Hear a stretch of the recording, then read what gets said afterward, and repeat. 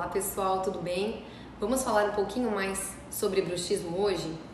O bruxismo, o briquismo, eles são desordens funcionais provocadas pelo rangimento ou pelo apertamento dos dentes. Vários são os fatores que levam o paciente a desenvolver essas parafunções, entre elas o estresse psicológico, físico, emocional.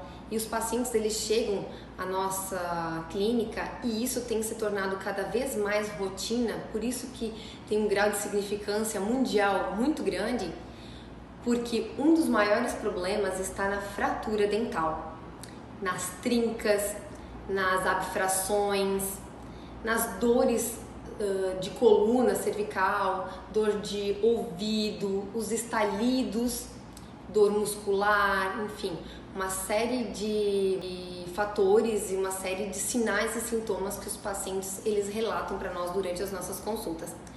E dentre os tratamentos, a gente pode optar por uma boa ortodontia, aplicação de toxina botulínica e também pelo uso de placas de mordida, placa de bruxismo, em que o paciente vai fazer uso durante o período noturno e, se necessário, durante o período em que ele verifique esse apertamento com maior intensidade. Embora essas causas elas sejam multifatoriais, é importante o paciente manter uma rotina mais tranquila, tá? Menos atribulada, dormir melhor, se alimentar melhor, fazer prática de exercício físico, evitar o consumo de álcool, de cigarros, praticar algumas atividades de relaxamento para conseguir manter o corpo em harmonia.